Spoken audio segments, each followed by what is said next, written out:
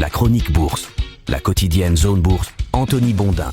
Bonjour à toutes et à tous, bienvenue dans ce point de marché Zone Bourse du lundi 14 juillet 2025. Le 14 juillet n'est pas férié en bourse, notamment à la Bourse de Paris. Ce matin, ça s'appelle Trump met l'UE à l'amende. La Maison-Blanche vient donc de dégainer une surtaxe de 30% sur les produits européens, sauf évidemment capitulation express d'ici le 1er août. Bruxelles, qui est plus adepte du dialogue que du bras de fer, semble une nouvelle fois prise à revers. Les marchés, eux, ils accusent le coup sans paniquer, en tout cas à ce stade, mais la réinitialisation du commerce mondial est bien enclenchée. Pendant ce temps, le Bitcoin est proche de l'avènement et Jérôme Powell s'est encore pris quelques coups de tatane. C'est Antoine qui va être content. Le capitaine de la rubrique macro de Zone Bourse nous a lancé un pari vendredi. À combien Washington allait-elle taxer l'Europe ? La réponse la plus fréquente était 10%, c'est-à-dire la surtaxe actuelle et le niveau que le Royaume-Uni est parvenu à négocier il y a quelques semaines, ce qui rétrospectivement s'est révélé être une excellente tactique pour Londres, on va en parler un petit peu après.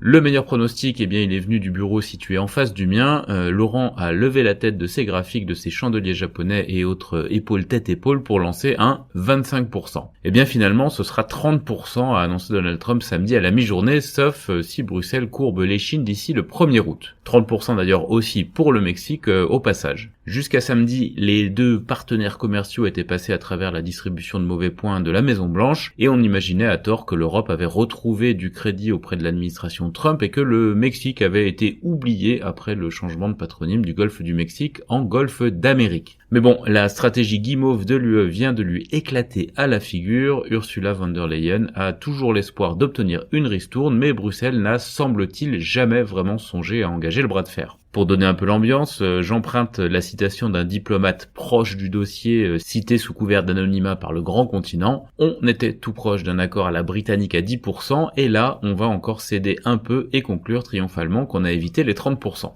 L'Europe, je le rappelle, est la première exportatrice et la première importatrice mondiale. Elle a de grandes chances surtout de devenir l'idiote utile de Washington en finançant le déficit américain et de Pékin en étant l'exutoire des produits qui se détourneront des États-Unis. À une exception près donc, même si je ne sais pas si le Royaume-Uni fait toujours partie de l'Europe, le Royaume-Uni qui devrait bénéficier de l'accord déjà signé et d'éventuelles redirections pour exporter vers les USA. J'ouvre les guillemets, dans le contexte mondial actuel, une recommandation s'impose clairement, acheter des actions britanniques, note le bureau d'études Panmure Liberum ce matin. Reste qu'en ce qui concerne la grande histoire, tous les grands partenaires commerciaux des USA ont désormais reçu une lettre de menace détaillant la dîme que Washington compte prélever ou prélève déjà d'ailleurs. Wall Street pense que cette politique va finir par porter ses fruits, les indices boursiers américains sont au zénith, les investisseurs ont quand même quelques craintes mais elles restent vraiment diffuses. Ce qui est sûr, c'est que le droit de douane moyen d'entrée aux États-Unis est de 16% contre 2,5% au début de l'année. UBS a calculé que ce taux devrait passer à 18% avec les annonces qui ont eu lieu jusqu'à vendredi, et en ajoutant le Mexique et l'UE, le cap des 20% devrait être dépassé. Et ça, évidemment, c'est un choc considérable pour le commerce mondial, dont l'impact d'ailleurs est pour l'heure biaisé par les achats de précaution effectués avant l'entrée en vigueur des surtaxes.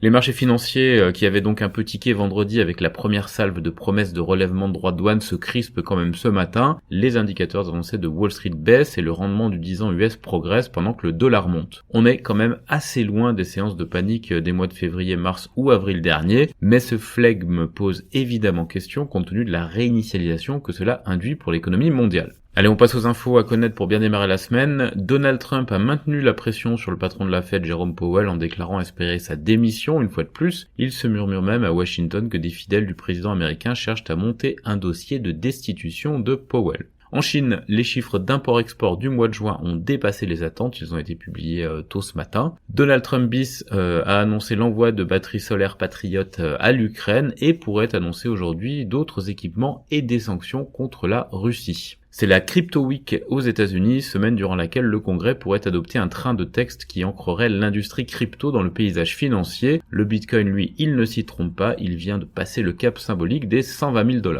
Sur l'agenda des sociétés cette semaine, eh bien, on a le retour des poids lourds de la cote. Aux États-Unis, les grandes banques, notamment JP Morgan Chase. On a aussi Netflix, GE Aerospace ou encore PepsiCo sur la semaine. En Europe, c'est ASML, Rio Tinto, Richemont, Novartis et ABB qui seront les têtes d'affiche. Sur l'agenda éco, il faudra ajouter à celle des entreprises une actualité macro florissante, comprenant dès mardi le PIB chinois du second trimestre et l'inflation américaine de juin, deux indicateurs évidemment majeurs pour les investisseurs. Du côté de l'Asie-Pacifique ce matin, les marchés actions restent relativement stoïques face aux salves de missives envoyées par la Maison-Blanche. Le Japon, l'Australie et Hong Kong évoluent dans le vert pâle pendant que la Corée du Sud gagne 0,8%. Les marchés indiens et taïwanais démarrent eux la semaine dans le rouge. Les contrats à terme européens sont baissiers pour l'ouverture. Dans l'actu des sociétés, dans l'Hexagone d'abord, Orange, Bouygues et Free envisageraient le démantèlement de SFR selon les informations du FT. Crédit Agricole va demander l'autorisation à la BCE pour dépasser 20% du capital de Banco BPM. Euraseo a engagé des négociations exclusives avec Ferrero en vue de la cession de sa participation dans le groupe CPK, c'est-à-dire Carambar Poulain Créma. Valneva a annoncé la levée de la restriction temporaire de l'Agence européenne du médicament sur l'utilisation de son vaccin contre le chikungunya chez les personnes âgées. Median Technologies a obtenu un prêt de 37,5 millions d'euros de la BEI. Le groupe Coil connaît des difficultés financières et réfléchit aux moyens de renforcer son bilan. Et Eagle Football, la maison mère de l'OL, a sécurisé son financement pour la saison 2025-2026. Ailleurs en Europe, le chimiste allemand BASF a réduit ses prévisions 2025 en raison de l'impact des droits de douane, conformément à ce que supputaient les analystes. Mediobanca a rejeté l'offre d'achat hostile de Banca Monte dei Paschi.